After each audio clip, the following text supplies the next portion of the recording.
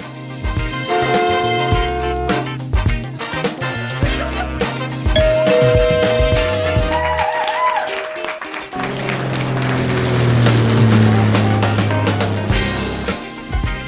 everyone and welcome back to Let's Talk About Baku podcast. It's another week in August and believe me, it's very, very hot outside, plus 39 indeed, with 80% of humidity. I feel like I'm in Cuba, but it's Baku, and I can instantly recognize it by the traffic noises that you might hear while this podcast is going. All right, let's dig into it. Today we're going to speak about Baku and coffee, the coffee affairs that you will have while you visit in Baku. And I hope you're going to enjoy it because it's very interesting subject in Baku. Being the entire nation is a tea nation, it's more than enough statement, a big of a statement, to dig into history of Baku and coffee. Today I will be your host. My name is Leila from Baku City, born and bred, and I come from a pretty diverse background myself. Well, it starts with advertising, marketing, and label representation in China for over 8 years, since the early 2000s, and then tourism industry in Azerbaijan since 2017, both private and government. And then for the last 3 years, since 2021, it's been all about GCC market with multinational and multicultural experience in businesses in the government sector. Yes, you heard it right. And if you're still confused, let's keep that feeling and go into our subject today. So when you're in Baku, you find yourself wondering, how nice, it smells coffee when you're in the city center. They offer you a coffee. You have humongous big coffee cups where you can just, they're somewhere at the Caspian Seaside part, the coastal part. And they offer a coffee and they pride themselves. They can show you, the coffee that was exported from Dubai, from Africa, from Russia even, which is re-export at some point because Russia exports were very, very strong until very recently, 2 years ago. For the well-known reasons, I don't need to even name them. Anyway, the question is... Coming to Baku in terms of mid-Eurasia, you were thinking, well, that should be a tea nation, right? It's on the Silkway Road. But no, it was a tea nation for a long, long time.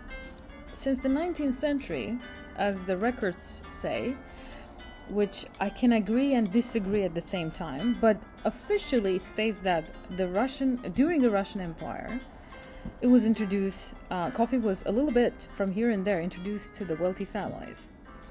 They didn't enjoy it, so it was considered as, okay, something that I have to have when I'm traveling to Russia, right?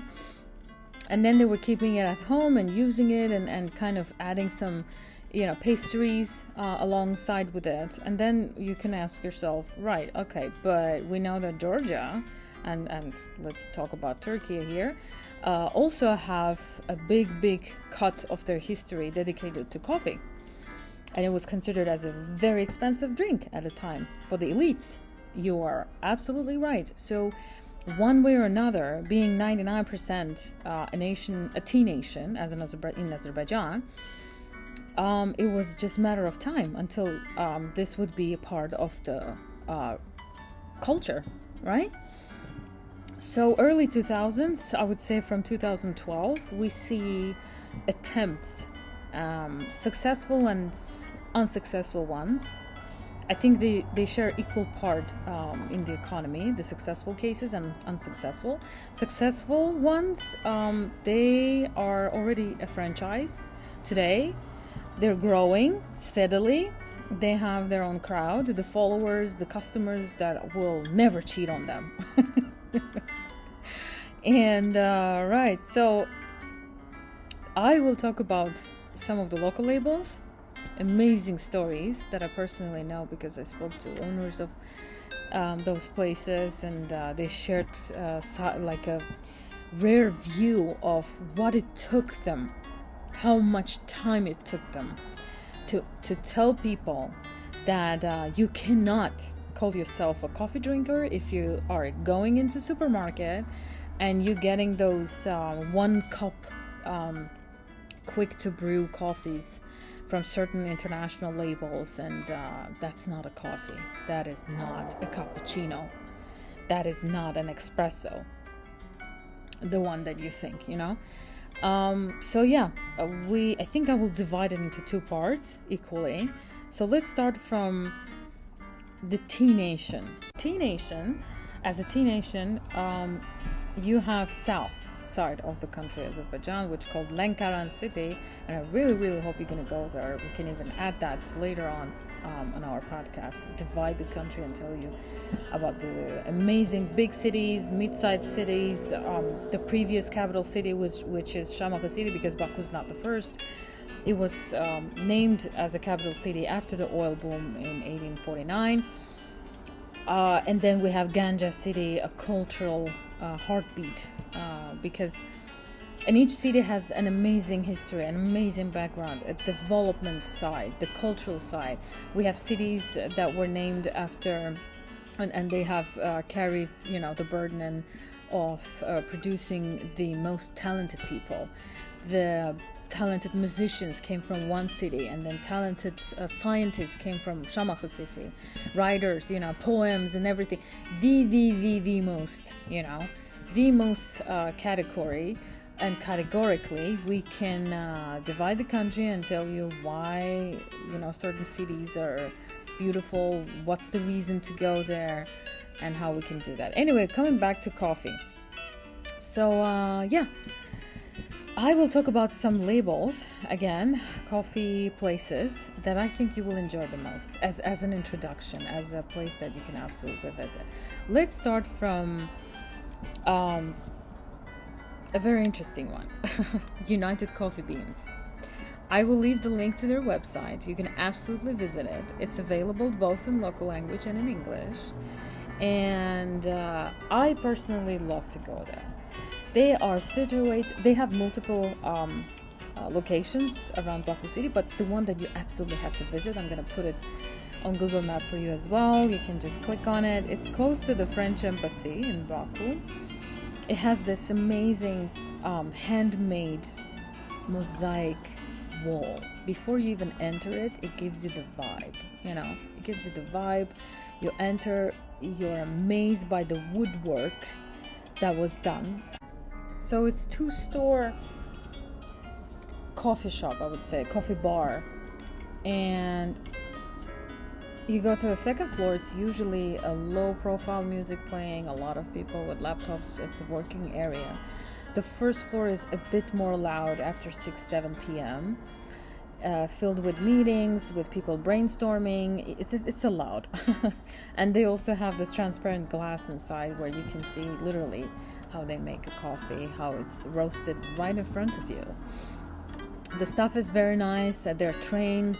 They do speak English. They're more than happy to introduce you to a very, very long menu. Why it's long? Because if you're on the next level as a coffee drinker, as an enthusiast, as you take it very seriously. Your cup of coffee should be very nice, and all the perks and blends and everything. You will be amazed by the choice and dedication they put in their menus. They can absolutely get you what you want. As they went as far as they have this alternative menu where if you're not an alcohol drinker, you can absolutely go into the non-alcoholic coffee brews that introduces, let's say, replacement to whiskey, and the way it is going to be made for you. Everything is written, you read it and automatically you get this impression that, first of all, you have to realize United Coffee Beans is a local label. Second of all, the owner, again, he dedicated his entire life to this, to push the coffee agenda, the coffee culture through his friends, and then as the network grew, as the customer base grew, local customer base, and as expats were knowing more and more about it, he has absolutely made a revolution in the local culture, tea culture. It doesn't mean that people started to drink less tea and more coffee. No, no, no. People actually paid attention to that coffee culture. They tried it, they started to experiment it, and he made sure that his menu is absolutely responsible for that. You know, with names, with quick, you know, to notice and read about blends that he's bringing into the country from Africa, Colombia, Brazil, you name it. And you can even ask them for a takeaway, because they have those cold brews that are available in a very reasonable price. They have coffee blends that is available. It will be just, and then every time you get a coffee takeaway, they have this card, United Coffee Beans card. So if it's from Africa, you will get a very nice introduction card where you can read it back at home and be amazed, just simply amazed. Everything is transparent. Every information that you want to get, they will just provide it right away, even before you ask or even think about it. So that's why I love this place. I always go to that very first shop that they opened close to the French embassy in Baku. First of all, I always enjoy to look at the mosaic that was worked on, created by a pioneer artist in Azerbaijan from the late 80s and 90s. I mean, he gave it all. And the mosaic is just amazing. If you're a content creator, or you have your channel or your blog, and you're a travel enthusiast, make sure to take a picture there, or even make a video where you can share your first impressions about Baku, because you know the setup, the background mosaic is just amazing. And another amazing fact was it's close to historically significant buildings that they are not allowed to touch. So you will see some buildings that have this very classical European balconies, which were built between 1906 and 1951. And the government has a specific law about that. Anywhere in Europe, you will see the same law as well, by the way. You cannot touch the exterior unless you have a permission. So while you're there, you'll see that it's literally surrounded by houses which were built by the first millionaires since the mid-19th century. And those families, some of them had great stories, great follow-ups, some of them not so much, due to the future war that was unfortunately awaiting Azerbaijan, but we're not going to go there. So that's number one local label, and I really wanted to start from the local label. And the second one, again, Baristica Coffee and Roastery, very close to United Coffee Beans. You'll walk like 10 minutes and you'll see this big, very big Baristica Coffee Roastery place. They have also been known to, as United Coffee Beans, by the way, themselves, launching of coffee festival. They have workshops, they have licensed courses that you can attend and learn to be barista. Absolutely, but Baristica is also on the next level in terms of they're also offering coffee enthusiasts and people that simply and basically want to be barista for themselves or for the future careers that they have in mind available. Absolutely have to go there. They have very different menu. The brewing process is a bit different, the taste is a bit different. They also have some sweets, some pastry that they can offer with it, and the interior of this entire place will also amaze you. So you are on the path, on the street of very big labels.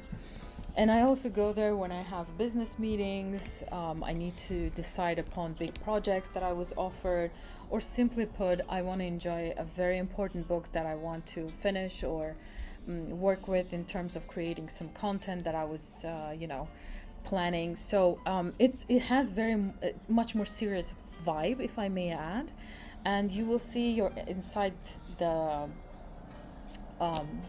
coffee.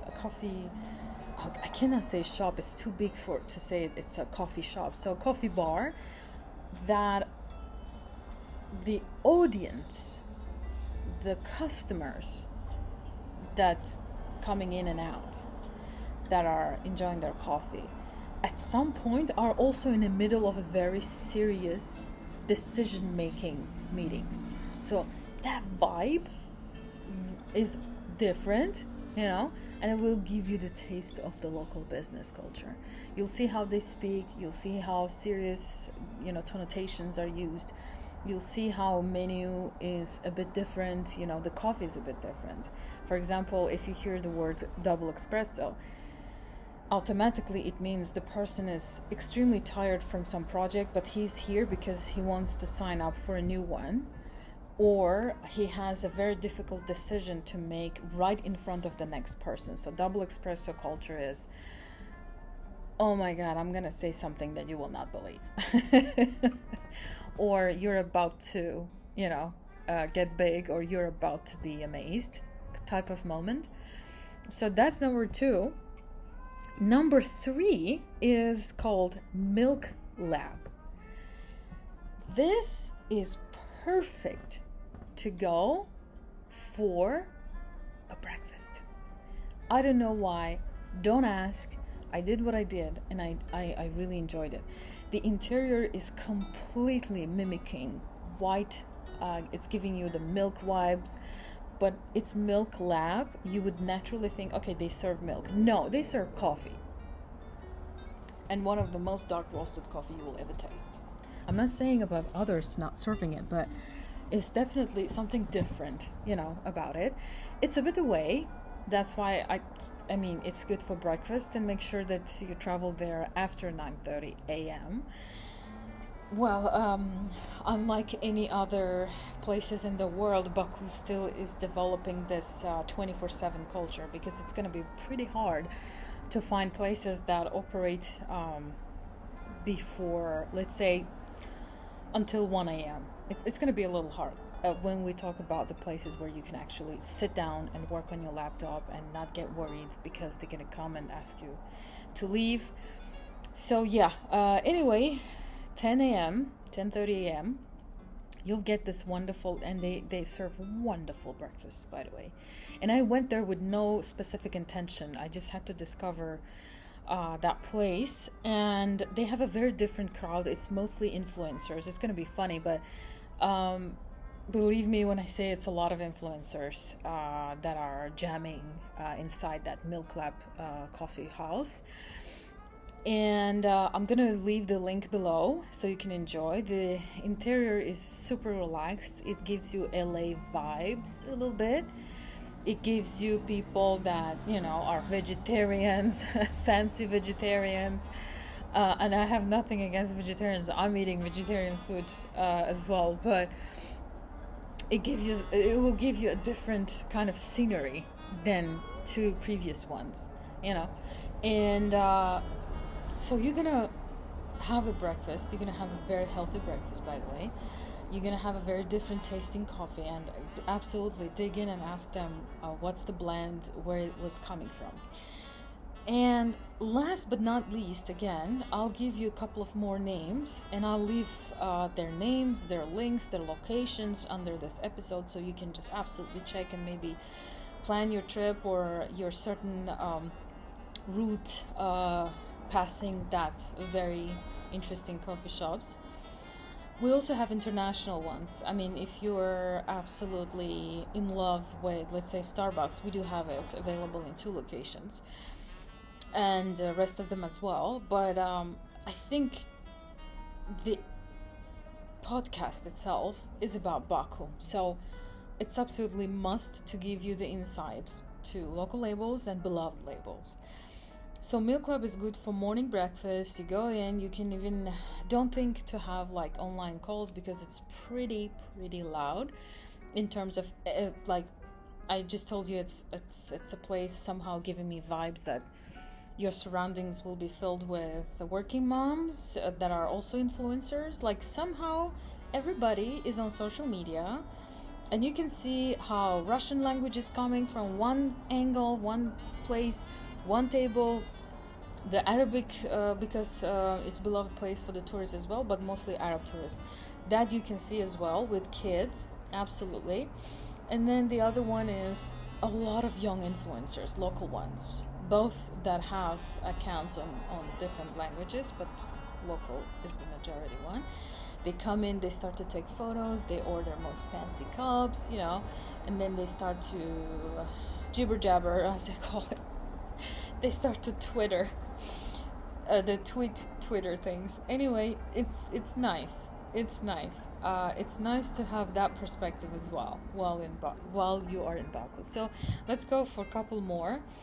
If you're an absolute fan of Friends, the TV series of the 90s, make sure to visit Friends cafeteria. You'll see menu from Monica, Chandler, it's very, very interesting. And it's very nice, because I was one of the fan of the series. So I love to go there when it's fall. There's like a small rain. It's a bit colder than usual for October or November. So I visit there because they have this amazing pumpkin latte.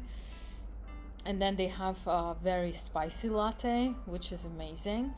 So it works for me. And the pastry is very heavy. So again, it's perfect for the fall season. Then we have Gloria Jeans. Okay. Gloria Jeans is a label that came from another country. I will not name names here.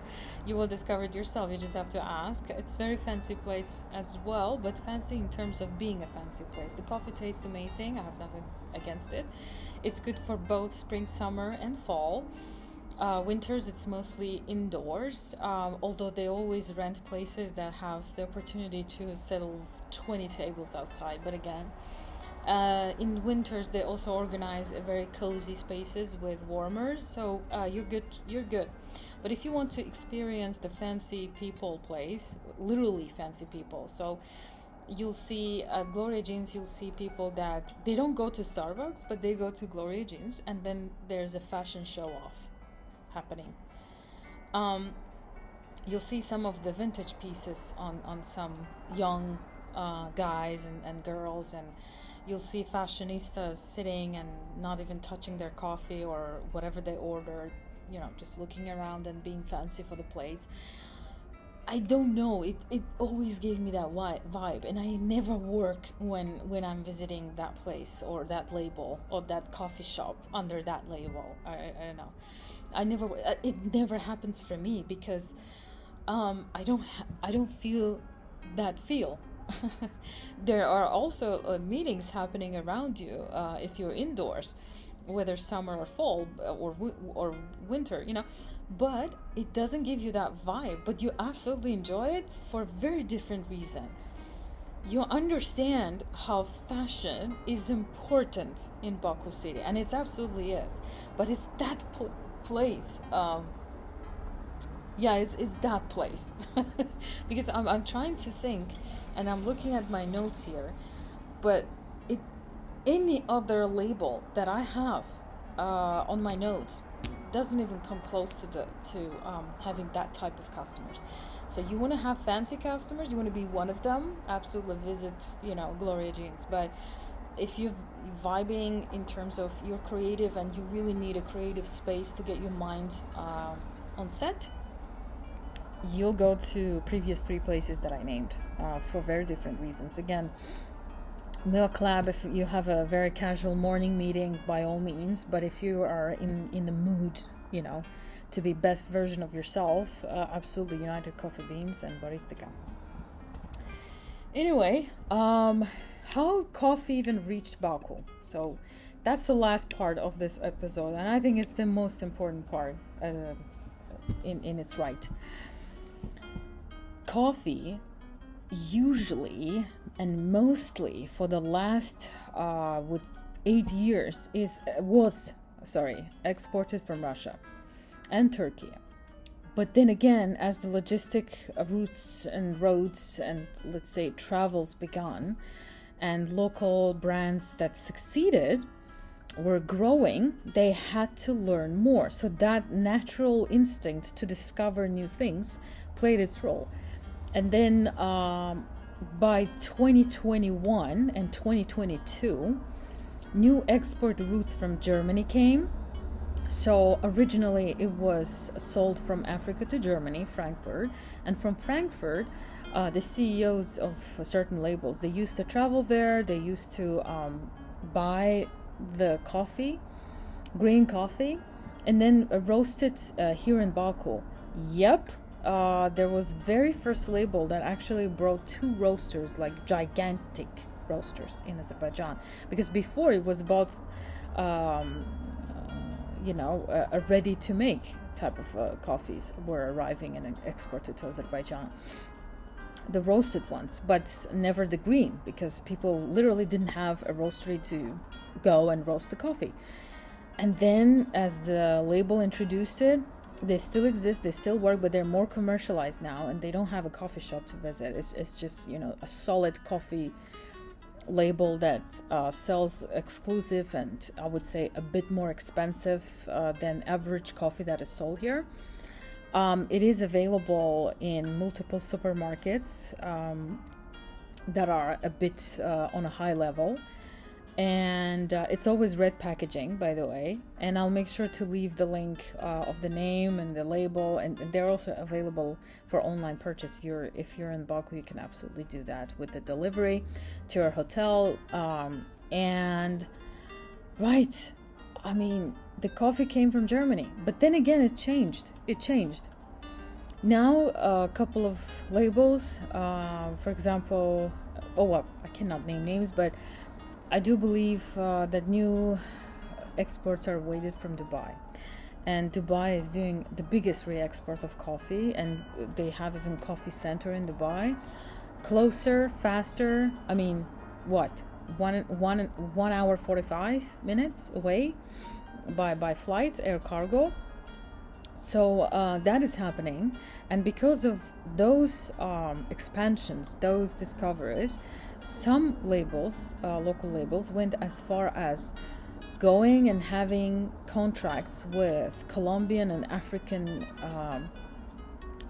directly from the farmers of Colombia and a couple of African countries. So that is, me personally, I'm very excited. And when I hear that and I see how they introduce new items for coffee, let's say, enthusiasts and coffee fans, already local fans that are experimenting at home, I mean, those devices are introduced, the prices are very, very diplomatic, so they're not too high and not too low, of course, and the quality is amazing. And then they also launch festivals where people can learn every year. They can learn more and more about the preference, how to do that without being, a professional barista, but how to correctly brew your coffee and how to use it.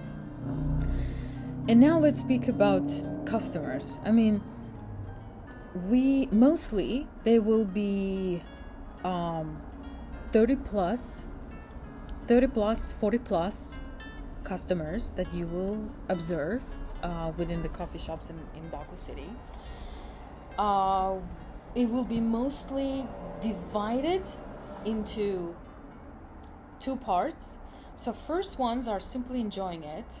Second one, first simply enjoying it, and also trying to create a work environment while they have a coffee. So it will be that one, and then the second one will be basically all about business, and coffee will add that much needed boost of confidentiality between A and B person, and then it's just energetic drink to set your mind a little bit on fire while you're negotiating.